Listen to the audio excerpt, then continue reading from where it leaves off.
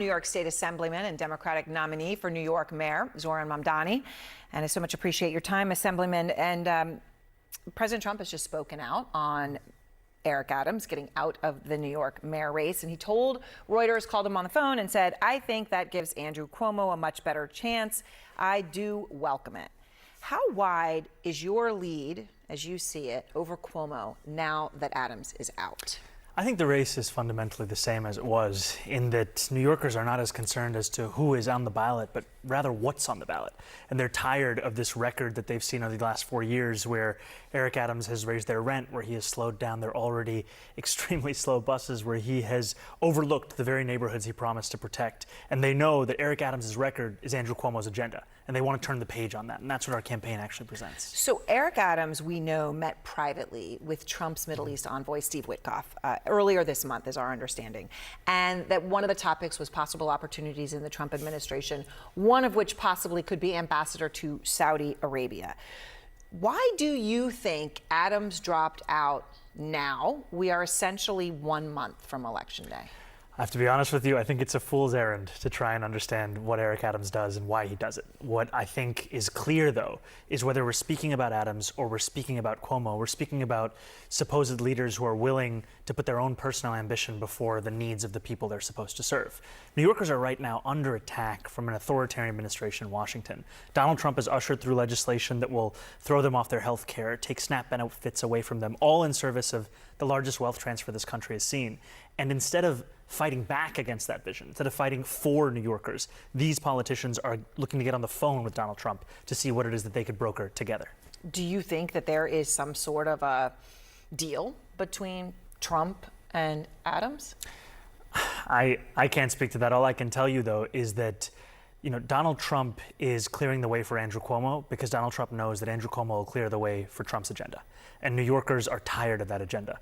They want someone who's actually beholden to the people of this city, not to the White House. So Trump's trying to say there's money behind this. He's threatened you on social media. He said, and I'm going to just read it because he just posted it today. He's going to have problems, talking about you, with Washington like no mayor in the history of our once great city. Remember, he needs the money from me as president in order to fulfill all of his fake communist promises. He won't be getting any of it, so what's the point of voting for him?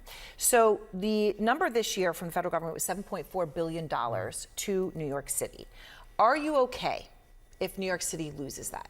No, we will fight for every single dollar that the city currently receives from the federal government. And I look for examples across this country that showcase the best way to respond to Donald Trump's strengths is not collaboration, is his threats rather, it's responding with strength. And what we see in California is an attorney general of the state has estimated that for every dollar they spent on lawsuits against the federal government's threats to withhold funding, they won more than $30,000 in what would otherwise have been lost. And so we will take that same approach. You visited a synagogue last week over the Jewish New Year, over Rosh Hashanah, to bridge a divide with the Jewish community that you have had. And in that synagogue, as the New York Times notes, they were among the very first to call for a ceasefire right after the October 7th attacks. The rabbi in the service actually called Israel's war in Gaza genocide, which is something, of course, you have done as well. Many voters, though, who care deeply about this issue, who are Jewish, vehemently disagree. They see all this as deeply anti-Semitic. They see you that way. And Congressman Jerry Nadler, who supports you and is Jewish, says bluntly, obviously he ought to be trying to assure the Jewish community. The community is very divided, basically on 8 lines. Do you feel the need at this point to reassure the Jewish community in any more or different way than you have? I feel the need to earn the support of each and every New Yorker, and that includes Jewish New Yorkers who may have concerns about our campaign or our agenda, and to reassure them as to the focus of this campaign is to deliver for every New Yorker.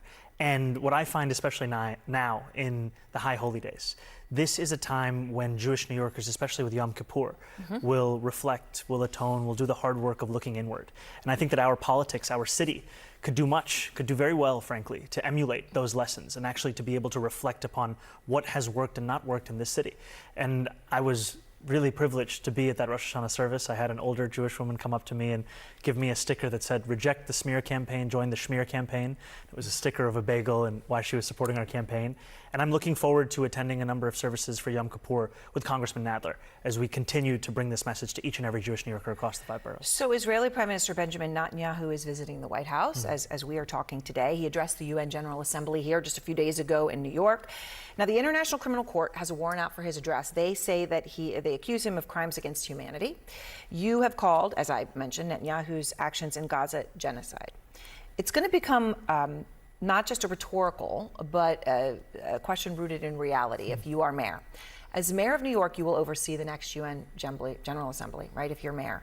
Will you abide by the International Criminal Court? Will you have Prime Minister Netanyahu arrested if he's here? Look, I've said time and time again that this is a city that believes in international law. This is a city whose values are ones that deserve to actually be reflected in our commitments. And I think that our city should uphold the warrants the International Criminal Court issues, whether it be for Benjamin Netanyahu or Vladimir Putin. And also, I am not Donald Trump. I will follow the laws as they are, as opposed to bend them to my own will. So we will pursue every legal avenue to ensure that that accountability is present. And the reason for that is that the context we are speaking about, this is a man who has orchestrated a genocide that has killed one Palestinian child every hour for close to 2 years. This is someone whose conduct I hear about from New Yorkers across the 5 boroughs. And they come to me with a horror at what they have witnessed. And for some New Yorkers, a horror as to what they have lost. There was a Palestinian New Yorker who spoke to me about losing 85 members of her family who were all killed by the Israeli military in Gaza. It's unconscionable. And a mayor's responsibility is to the people of this city, but it's also an opportunity to show your values as the leader of this city. So the New York Times reported that Trump spoke with Cuomo on the phone, actually last month, and about the mayoral race. Now, Cuomo's denied this conversation took place, but this is the New York Times reporting. And as I pointed out a few moments ago, Trump has been very clear on who he backs, but it actually goes farther than that, right? He has attacked you personally and publicly like this. He's not a socialist. He's a communist, okay? This is not a socialist, man. This is a communist. I don't like to see a communist become mayor, I will tell you that. I call him my little communist. He's my little communist mayor. We should never be in a position where we're talking about a communist. We're going to end up with a communist mayor. It's not even believable, my beautiful New York. I think if a communist takes over New York City, I think that's a gift to the Republican Party. Last time you were on this program, you were unequivocal in saying you do not like capitalism. But Trump, just in those remarks there, I counted, called you a communist 8 times. Are you? No, I'm a democratic socialist. I've said that time and again. And I think it reflects the fact that whereas that identity would have been enough for Donald Trump in the past, now he doesn't even want to use that because he knows that the message of my politics is one that is connecting with New Yorkers across the 5 boroughs. It's a message of dignity in each and every person's life. And what we're seeing in these clips and what we're seeing in what Donald Trump says is he's going through the many stages of grief. First, it's denial that this could ever take place. Now it's acceptance. And still through it all, he is looking to use every tool at his disposal to help Andrew Cuomo become the next mayor of the city. So the word democratic socialist, and I put it in the context of the conversation you and I had when you said you had real issues with capitalism. That context is important. Our Isaac DeVere is reporting about your recent call with President Obama. And he reports, Obama reminded the Democratic nominee for New York mayor how many would be watching to see if a democratic socialist could pull off running the nation's largest city, and how many critics would be waiting to pounce if it went wrong. What do you think about that? And do you expect that he will endorse you and will stand with you before Election Day?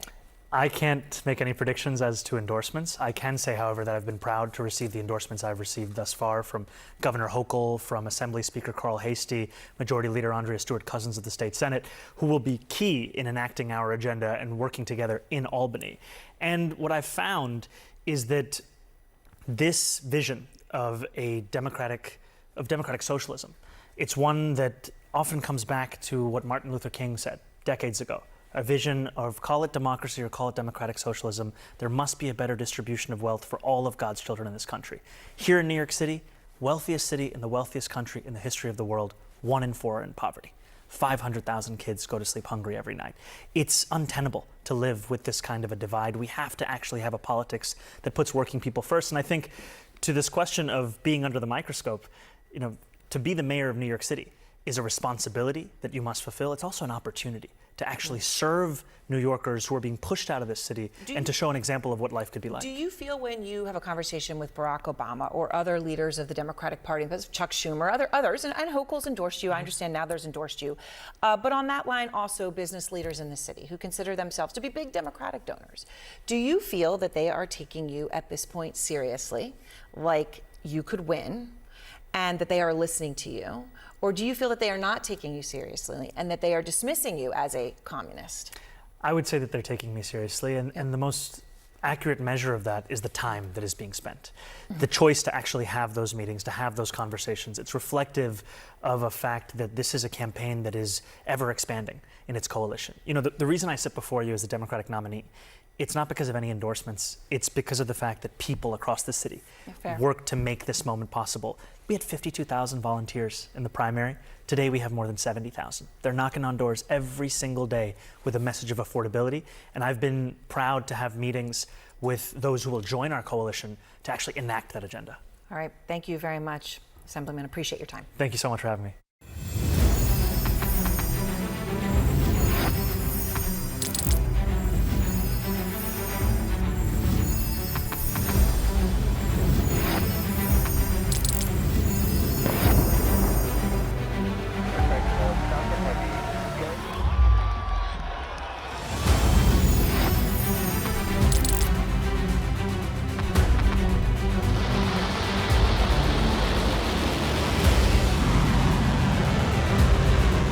Been fighting so long and so hard that they don't know what the they're doing.